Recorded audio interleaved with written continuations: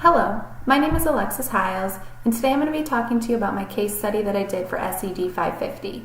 The focus of my case study was increasing compliance with the use of positive reinforcement. My focus student for this project is Luke, a 6th grade boy with a diagnosis of autism spectrum disorder. This is Luke's first year at the middle school. And one important thing to know about his history is that last year, his 5th grade year, was actually the first year that he stayed in a program for a full school year. Prior to that, he had bounced around from program to program and school to school because of some of the behaviors he was exhibiting. Parents and school staff were trying to find the right program for him.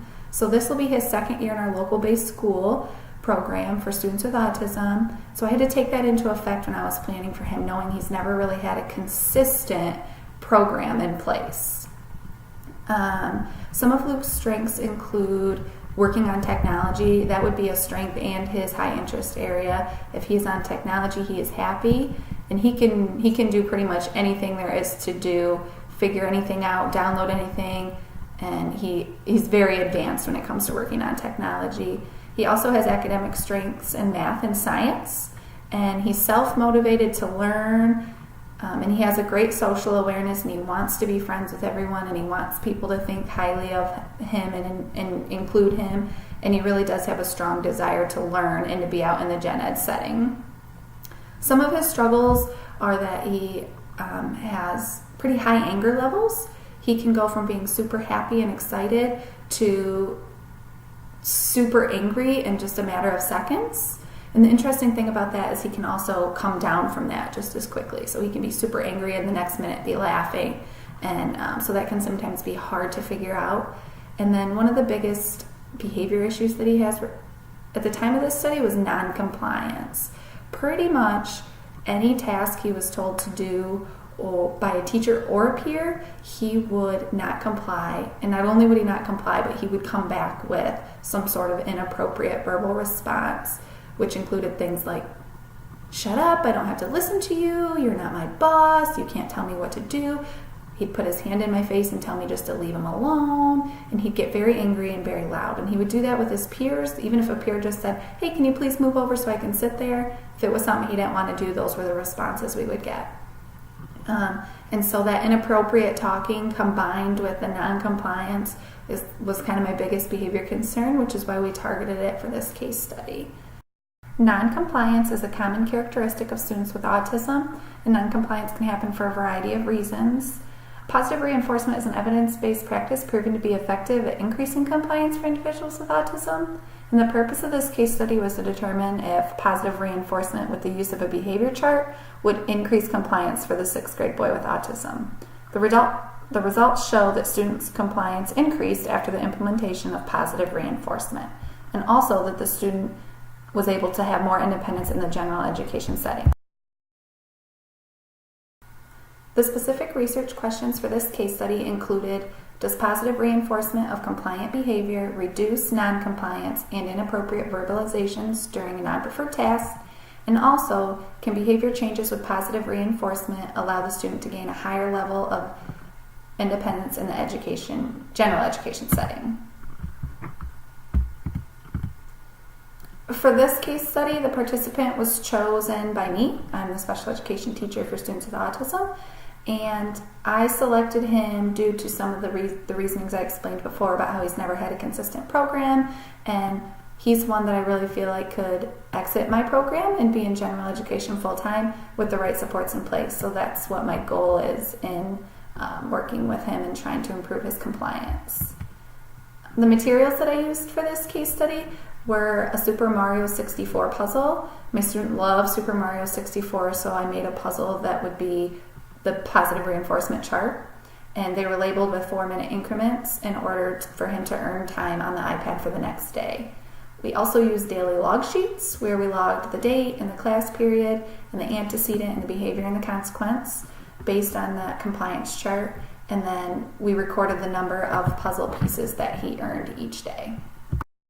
This is what his Super Mario puzzle looks like. So you can see the 4-minute increments across the bottom that totaled up to 28 minutes, which is what he could earn for free choice the next day on technology. For this case study, I did get informed consent from Luke's mom before starting collecting data, and all parts of the study took place in the school setting, either in my special education classroom or in Luke's general education classrooms. We collected baseline data for 2 weeks, which I think only totaled about 8 school days, and then we collected intervention data for another 2 weeks, which totaled 9 school days. And we did that in just specific classes that our baseline data showed us we should target. And then he could earn a puzzle piece based on when he was asked to do something. For the intervention data, we set forth guidelines for what he could earn puzzle pieces for, and these were typed up so Luke could see them. In order to earn puzzle pieces in science class, he needed to start his tasks within 30 seconds of the teacher giving the direction, and he needed to leave class within 30 seconds of the bell ringing. And during free choice time, which he was usually on technology, he had to put away his free choice activity within 30 seconds of the timer going off. And he had to follow the directions for transitioning to the next activity. And for gym class, he earned a puzzle piece for complying with the tasks that the gym teacher gave him. And in technology class, he had to start his work within 30 seconds of being given directions. He had to complete the work all the way, and then he had to log off the computer within 30 seconds of the bell ring or the teacher asking him to log off. For this case study, I looked at the data separate based on class period, but I also looked at the data as a full day. So I looked at those class periods that we targeted, which were science, free choice time, which he was on technology, gym time, and his technology class. But then I also looked at the data as a full day to see percentages changing over time.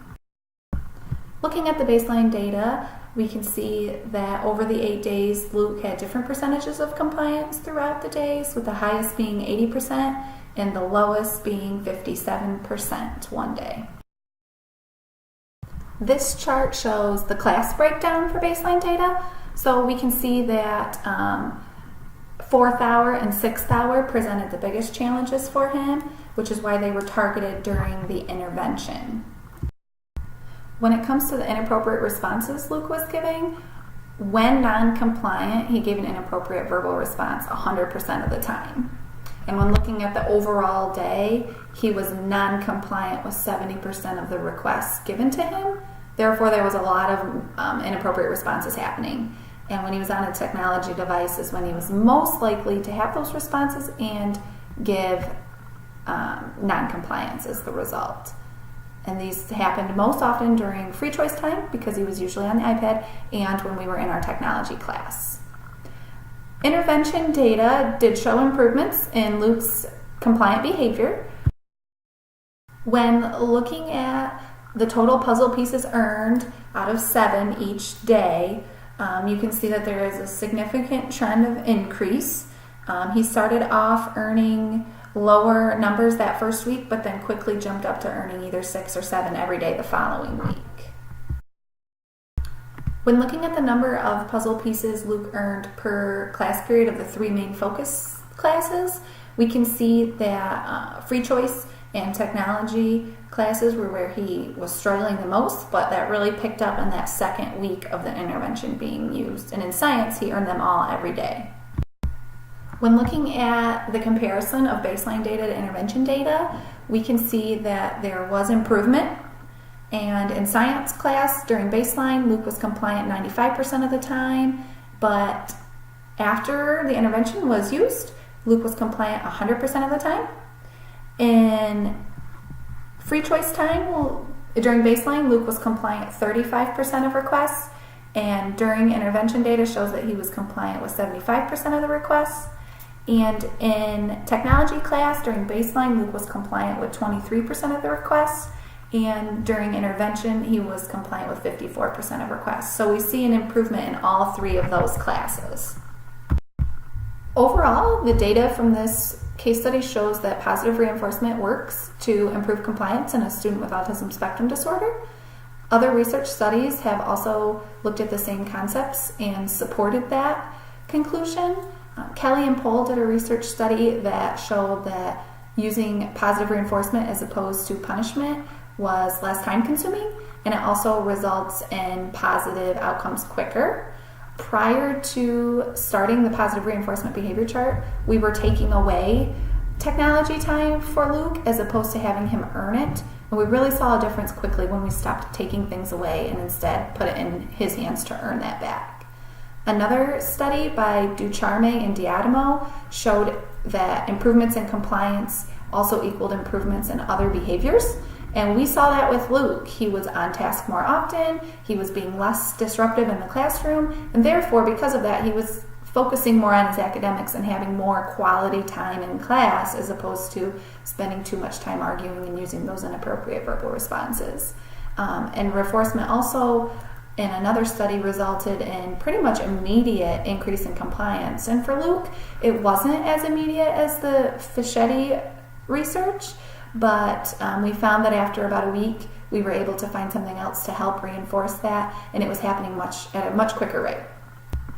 Based on the outcomes of this case study, I do recommend that positive reinforcement is a great starting point when working with someone who's struggling with compliance in the classroom. And it can be beneficial for other students that exhibit noncompliance as well, not necessarily just students with autism spectrum disorder.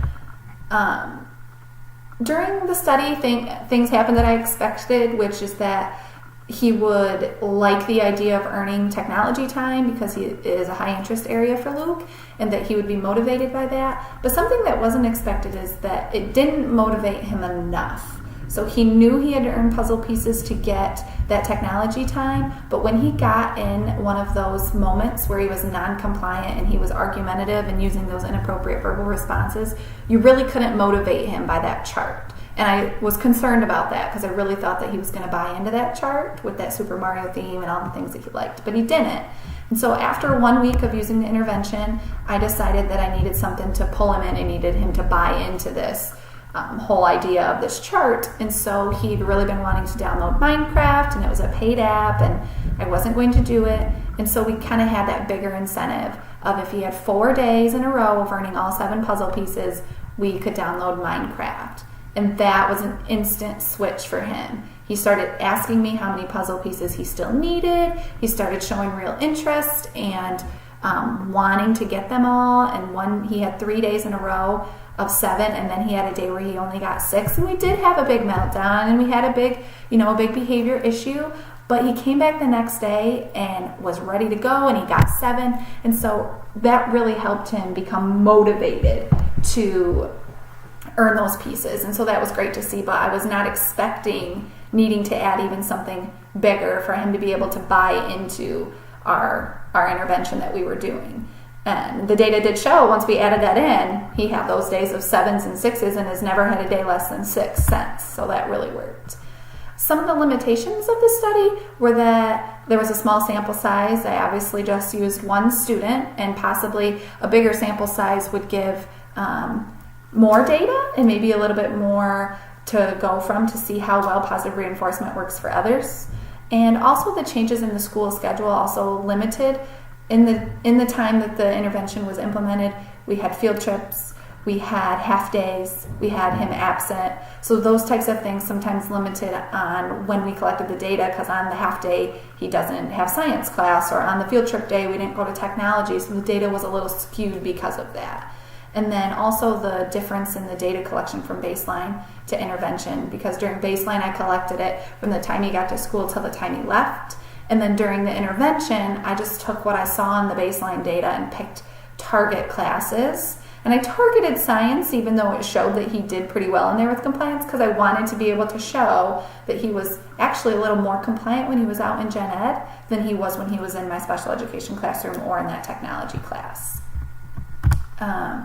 Future research, I found a lot of research about compliance for children with autism, and I found a lot of research about the use of positive reinforcement. I did not find a ton of it combined, like the effects of positive reinforcement on compliance, but based on what I found from both separate types of studies, I decided that positive reinforcement was something worth trying for Luke. And so I'd like to see more research on the effects of positive reinforcement when targeting compliance for individuals with autism. And then maybe also more research on other strategies to use, because when I was doing my research, I found very limited suggestions on what could work for students with autism who struggle with that compliance piece, which is what led me to eventually just using the positive reinforcement and trying that out. Overall, the results of the study suggest that positive reinforcement is a valuable evidence-based practice to increase compliance in students with autism spectrum disorder. Therefore, I think that utilizing this positive reinforcement is an important tool for parents, teachers, and other personnel that work with the student. And implementing this form of positive reinforcement required very few materials, and it required very little time from me and the gen ed teachers and my teacher assistant. And due to that, positive reinforcement is a great starting point when considering evidence-based practices that would increase compliance for a student with autism.